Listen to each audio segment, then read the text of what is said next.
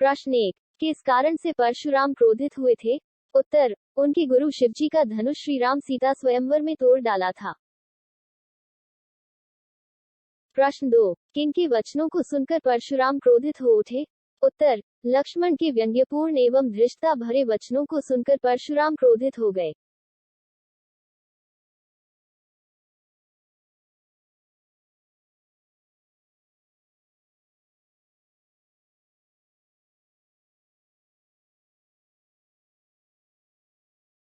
प्रश्न 4, धनुष के टूटने पर लक्ष्मण ने कौन से तर्क दिए?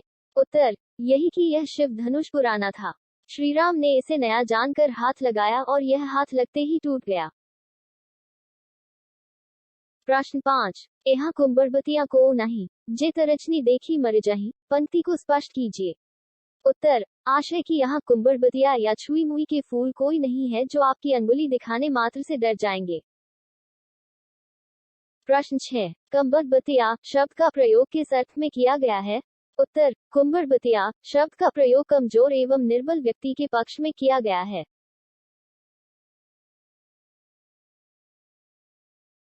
प्रश्न 7, लक्ष्मण की किन बातों से परशुराम ने अपना अपमान महसूस किया? उत्तर, लक्ष्मण ने परशुराम के बड़बोलेपन का मजाक उड़ाया। भरी सभा में निर्भीक रहकर उन्हें चुनौती देते हुए उनके पराक्रम को ललकारा था। प्रश्न 8, सूर समर करनी करही, कहीं न जनाब ही आपू का भावार्थ बताइए। उत्तर, यही कि शूरवान यानी वीर पुरुष युद्ध में ही वीरता दिखाते हैं, व्यर्थ में बोलकर अपनी वीरता की आत्मप्रशंसा नहीं करते। प्रश्न 9, अयम खांड न उर्व में का आशय स्पष्ट कीजिए। उत्तर, विश्वामित्र ने लक्ष्मण के संदर्भ में परशुराम से कहा कि ये गन्ने के रस से बनी खांड नहीं है वरन लोहे से बना खांडा तलवार है। प्रश्न 10, बढ़त देखी जल सम बचन बोले रघुकुल भानु, कथन का तात्पर्य स्पष्ट कीजिए। उत्तर, परशुराम के क्रोध की अग्नि को बढ़ते देख रघुकुल के सूर्य श्री राम जल के समान अग्नि को शांत करने वाले वचन बोले। प्रश्न 11, परशुराम किसके कुल के घोर शत्रु माने जाते हैं? उत्तर, यो के कुल के घोर शत्रु माने जाते हैं। प्रश्न 12, विश्वामित्र किनके गुरु थे?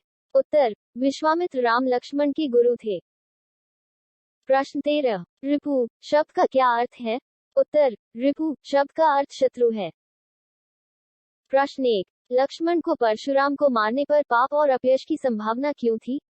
उत्तर, क्षत्रिय होने के नाते लक्ष्मण की कुल परंपरा में ब्राह्मण अवध्य माने जाते थे, अर्थात ब्राह्मण हत्या पाप कर्म माना जाता था।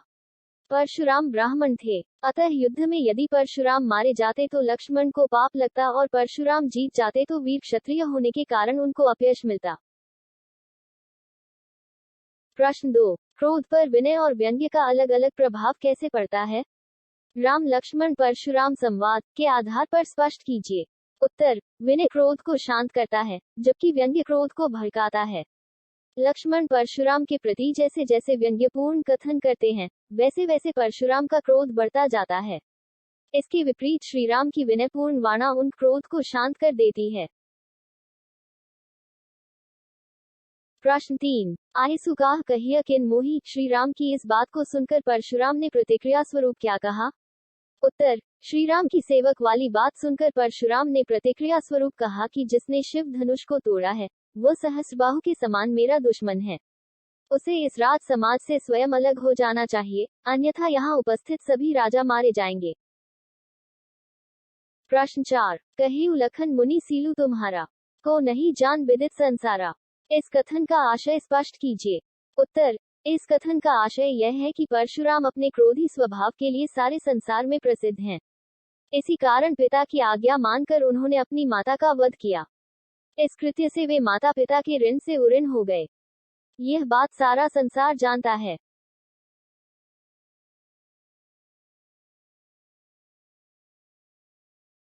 प्रश्न 5, शूरवीर और काय में क्या अंतर बताया गया है? उत्तर, शूरवीर तो युद्ध में शूरवीरता का कार्य करते हैं, वे अपने मुंह से अपनी प्रशंसा नहीं करते हैं, जबकि शत्रु को समक्ष पाकर काय लोग युद्ध करने की बजाय अपनी दीन ढांका करते हैं। प्रश्न 6, राम लक्ष्मण परशुराम संवाद पाठ में क्या संदेश दिया गया है? उत्तर, इस पाठ में यह संदेश दिया गया है कि बिना सोचे समझे कभी भी किसी पर क्रोध नहीं करना चाहिए। इससे समस्या सुलझने के बजाय उलझती है।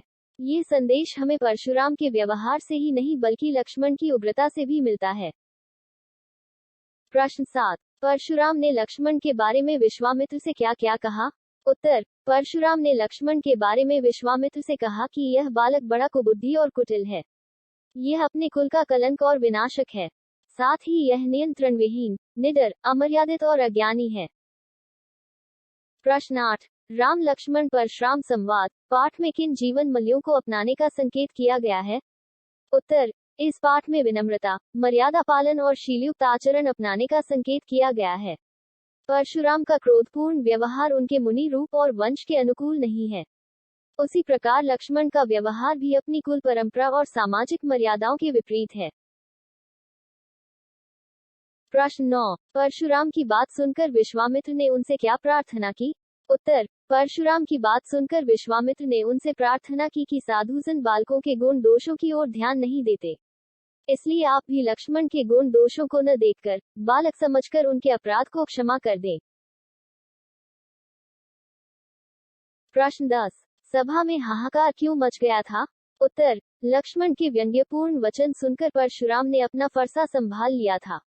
यह देखकर सारी सभा में हाहाकार मच गया था, क्योंकि अब लक्ष्मण के अनर्थ की आशंका उत्पन्न हो चुकी थी। प्रश्न 10। सभा में हाहाकार क्यों मच गया था? उत्तर। लक्ष्मण के व्यंग्यपूर्ण वचन सुनकर परशुराम ने अपना फरसा संभाल लिया था। यह देखकर सारी सभा में हाहाकार मच गया था, क्योंकि अब लक्ष्मण के अनर्थ की आशंका उत्पन्न हो चुकी थी। प्रश्न 11। लक्ष्मण के कुल में किन किन पर वीरता नहीं दिखाई जाती है और क्यों? उत्तर। लक्ष्मण के कुल में देवता, ब्राह्मण, भक्तजन और गाय पर वीरता नहीं दिखाई जाती है, क्योंकि उनकी कुल परंपरा के अनुसार ये सब अवध्य एवं पूज्य होते हैं। इन पर वीरता दिखाने पर पाप लगता है। प्रश्न 12। होई को एक दास तुम्हारा, राम के इस कथन में किस जीवन सत्य का बोध होता है? उत्तर। राम के इस कथन से उनकी बड़ों के प्रति विनम्रता, निडरता और सत्यप्रियता झलकती है। हमें सत्य वचना की रक्षा करते हुए बड़ों के समक्ष अपने विचार निडरता से व्यक्त करने चाहिए, लेकिन विनम्रता को नहीं त्यागना चाहिए। प्रश्न 13। परशुराम ने राम की विनयपूर्ण बातों का क्या जवाब दिया और क्यों? उत्तर। परशुराम ने राम की विनयपूर्ण बातों का जवाब क्रोधयुक्त होकर ही दिया। उन्होंने कहा, तुम सेवक हो। सेवक तो वही होता है जो सेवा करता है। जो शत्रु जैसा कार्य करता है, वह तो लड़ाई ही मोल लेता है।